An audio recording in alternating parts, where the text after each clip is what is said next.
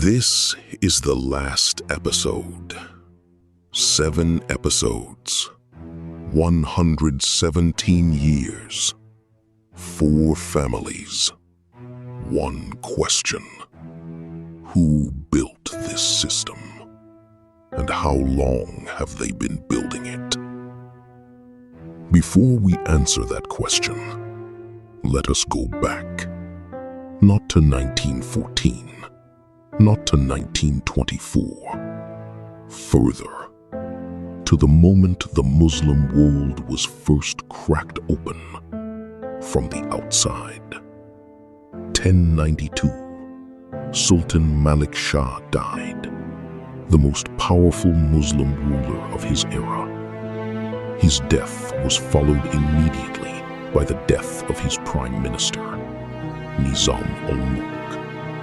2 men gone within weeks of each other. The empire they had built together began to fracture immediately. 4 years later, the First Crusade began. Timing in history is rarely accidental. In 1099, Jerusalem fell. The accounts of what happened next were recorded by the Crusaders themselves. They described walking through streets where the blood reached the knees of their horses. 70,000 people, Muslim, Jewish, Christian, killed in one day. This was the beginning, not the end. The beginning of a pattern that would repeat for the next 900 years.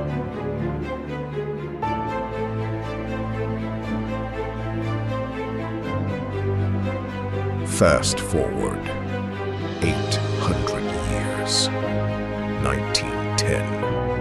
A small island off the coast of Georgia, called Jekyll Island. 6 men met in secret. They arrived separately. They used only first names. No staff were allowed near the meeting room.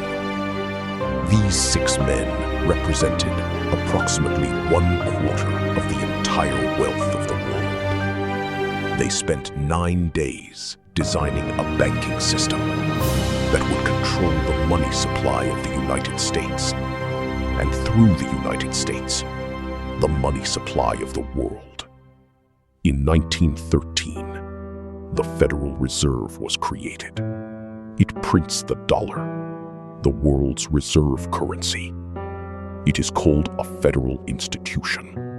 It has the word federal in its name. It is not a government institution. It is a private bank with a government appearance. And here is the bridge. In the 1970s, the system was perfected. An agreement was made. The United States would protect the oil fields of the Middle East, and in return, every drop of that oil would be sold only in US dollars. The petrodollar was born. Whoever controlled the Federal Reserve controlled the dollar. Whoever controlled the dollar controlled the oil. And whoever controlled the oil controlled the world.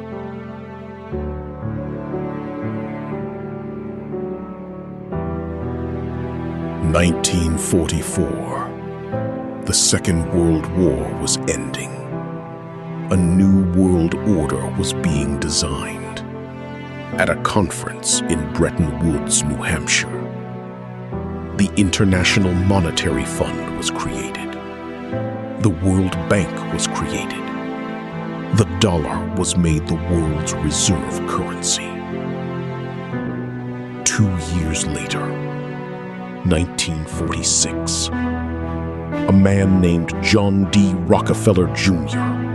donated $8.5 million to purchase land in New York City for the headquarters of the United Nations.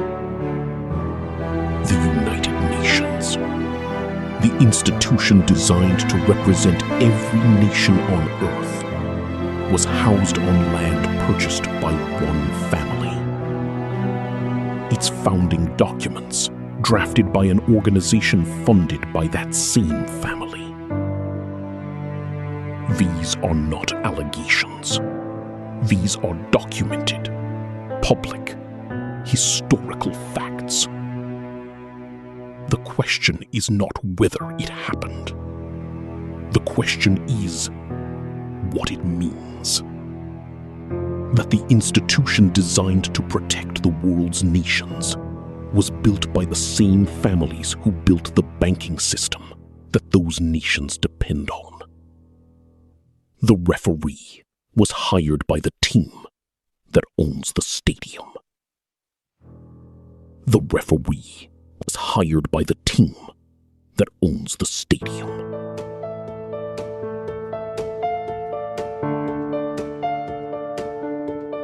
Today, 2026, 3 companies based in the United States control more wealth than any empire in human history. BlackRock, Vanguard, State Street. They are the largest shareholders in virtually every major corporation on Earth. It works like this. They own the weapons companies that made money from Iraq.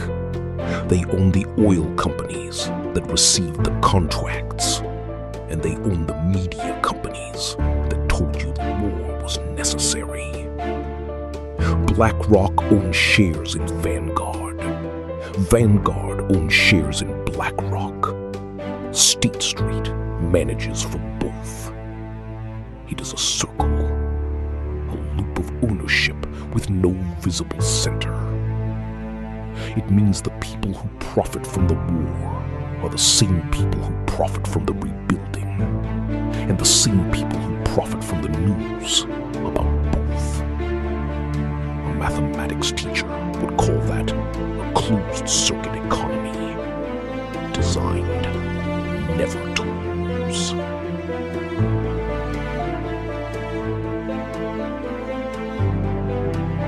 The Greek philosopher Plato told a story more than 2,000 years ago.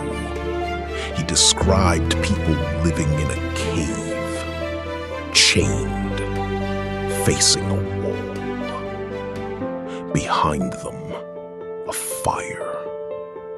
Between the fire and the people, objects being moved, casting shadows on the wall. The people in the cave had never seen anything else, so they believed that the shadows were reality.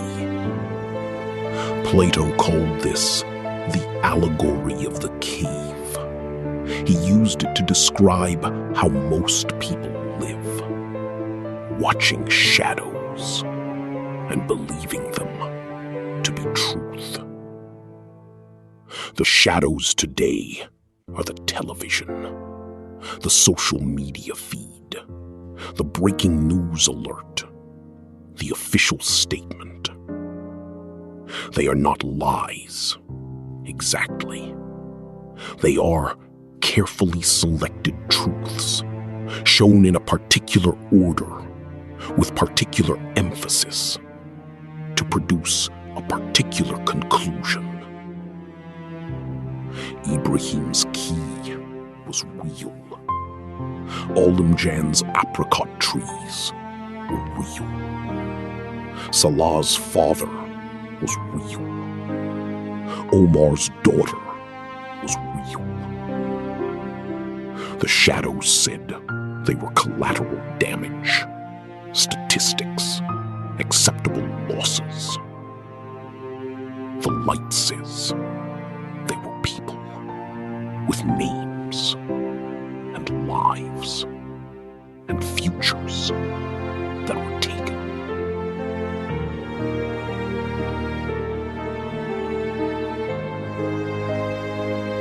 The Organization of Islamic Cooperation, 56 57 member states, 1.8 billion people.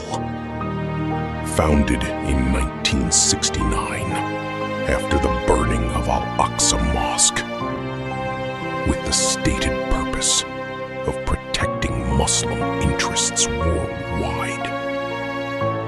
In 2001, when Afghanistan was invaded, the OIC issued a statement.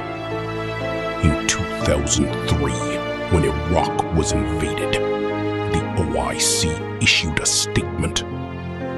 In 2017, when Uyghurs were being sent to camps, the OIC issued a statement. Statements. Only statements. 1.8 billion people, 57 governments, one voice that speaks and changes nothing.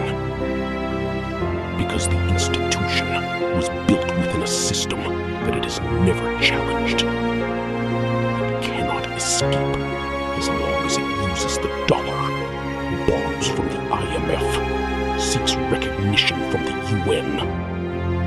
The cave has many rooms. The OIC is one of them.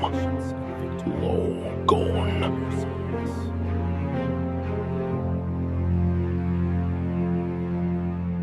Here are the numbers from 1096 to 2026. Jerusalem fell in 1099.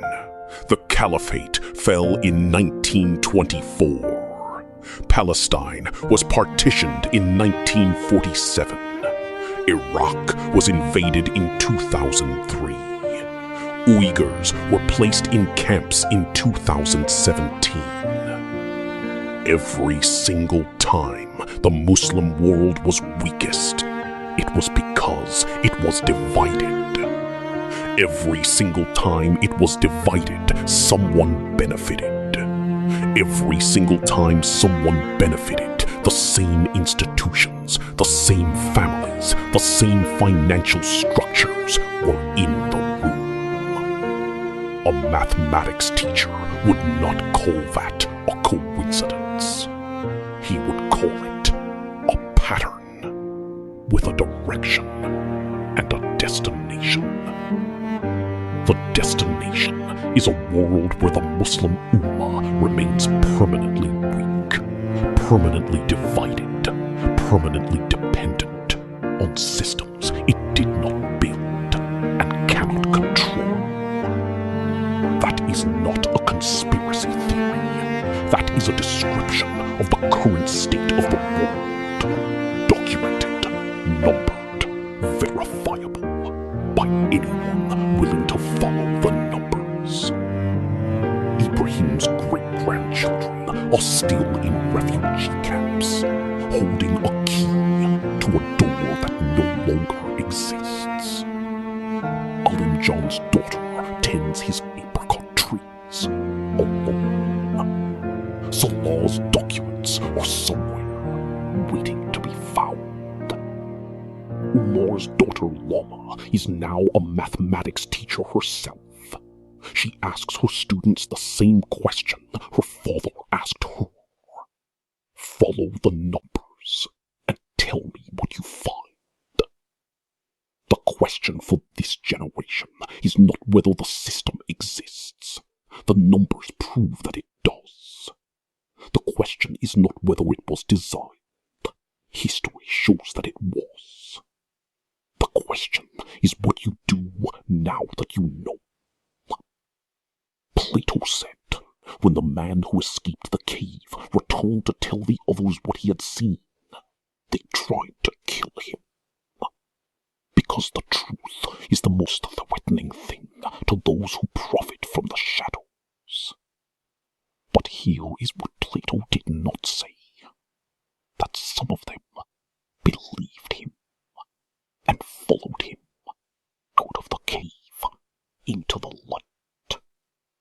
That is all it takes. Not billions, not armies, not institutions. Just enough people who decide that the longer enough. Ibrahim, Palestine, 1948. Alimjan, Xinjiang, 2018. Salah, Sophia, 1985. Omar, Baghdad, 2003. Four names, West ways, one pattern. Now you know the pattern. What you do next is the only part of this story that has not